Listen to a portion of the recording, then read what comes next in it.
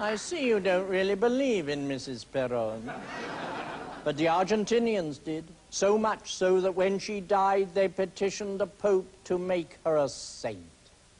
His Holiness declined. But if he'd consented, what a triumph for style that would have been. A double fox stole, ankle-strap shoes, and eternal life.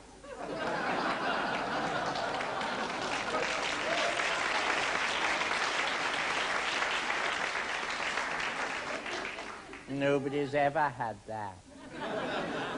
But you could be the first. But if you feel that all this preaching and teaching and politics, that they're insufficiently physical to embody your idea of yourself, then they're sport.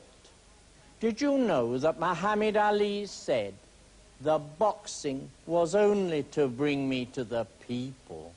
Think of that. All that diet, all that abstinence, all that downright suffering were only to raise him to a level from which he could still further extend his mammoth lifestyle. And if you think he hasn't done so, remember this. The fight before the final triumph was never once referred to as the contest that unknown gentleman won. It was always regarded as the fight that Muhammad Ali lost. So now we see that having a lifestyle doesn't even depend on doing things right. And even if you feel that you'll never get up early enough in the morning to be any kind of sportsman, all is still not lost, because the career which will give you the most direct route to self-fulfillment is the stage. And you must also remember, when you think about the stage, that the journey made by an actress from anonymity to stardom is the path that all of us must tread in one context or another. In the beginning of her career, an actress plays any number of very different parts. Anything she can get, actually. And at that stage, she says that what she enjoys is the variety. Later on, it's noticeable that she plays fewer, larger, more closely related parts. Now, this is like attacking your identity, Red Indian fashion. The circles of experimentation get smaller and smaller until you arrive at the center. In the second half of her career, an actress says that what she likes is the opportunity to study character in depth. She means her own. Because finally, with luck, she finds the one role which fits in every detail, her dream of herself. Betty Davis, after many long, dark years, was given the part of Regina in The Little Foxes. And this gave her the chance to say, "Very well then, die." And what do we learn from the glaring eyes and the mouth worn upside down? These features tell us that that's what she'd been waiting to say since 1936. Now, once an actress has discovered this ideal part, from that moment onward, she never looks forward. She's given up the mere profession of acting, and she has entered the profession of being. And this, as I see it, is where all of us in the end belong. Are you still with me? Do you understand this argument?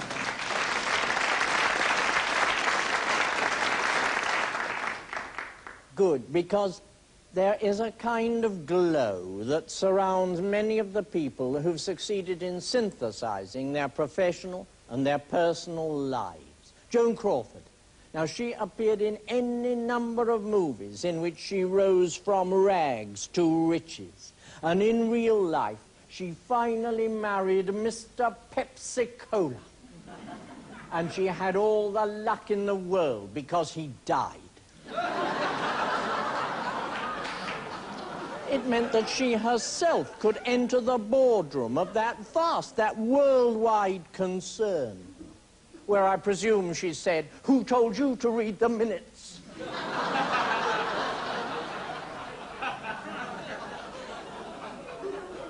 I saw Miss Crawford in real life, again at the National Film Theatre. a car as long as the Thames drew up. And from it stepped those two now famous children. They stood in the lobby looking bewildered. And no wonder, because after about 3 minutes, Miss Crawford came out of the same car and kissed the children as though she hadn't seen them for months.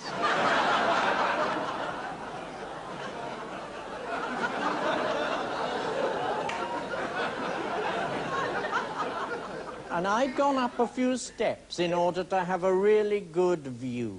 And for a second she saw me from those great alligator's eyes.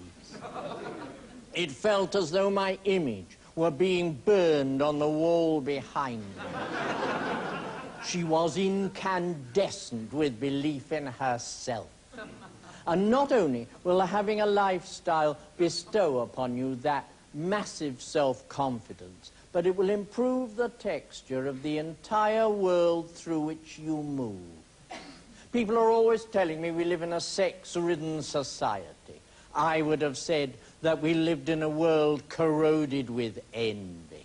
And this notion I have no difficulty in substantiating. When I turn on my television set, what does it show me?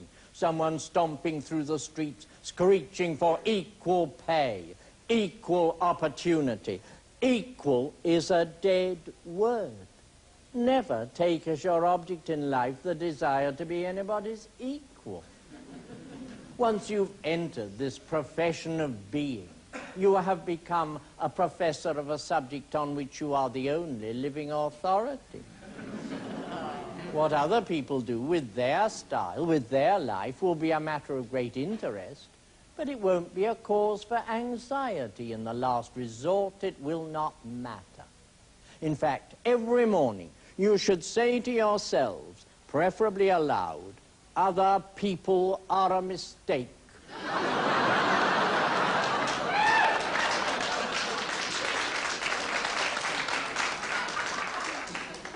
No, I withdraw that remark. It might be thought sweeping. Say to yourself, concern with other people is a mistake. I know this is not what most people try to teach you, but I want to spare you that heavily advertised scramble for mutual self-sacrifice, in which in the end you've never done enough. Altruism is a debilitating, fragmenting process. But the constant watch over, the constant improvement of, and the presentation of your idea of yourself to others, gift-wrapped, this is a unifying and an invigorating way of life. And it carries with it a special reward, an invitation to the party at the end of the world. That glittering function at which everybody will be speaking and nobody will be listening. And if you're armed with your style, you will be able to run toward that happy hubbub without the faintest fear that you may be out of your depth, without the faintest doubt but that you will shine.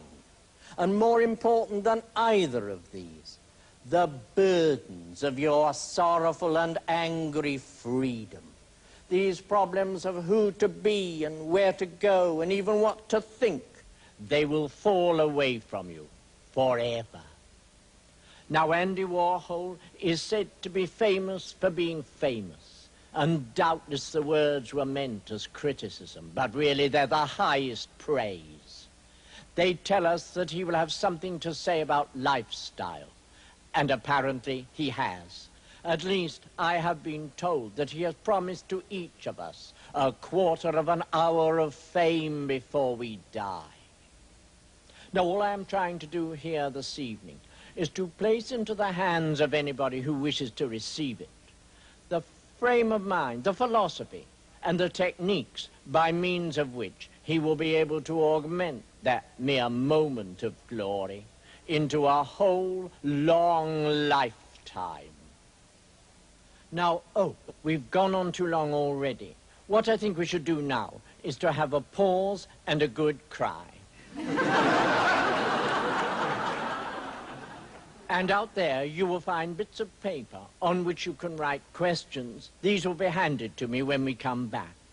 That is, if you don't want to be identified with your questions.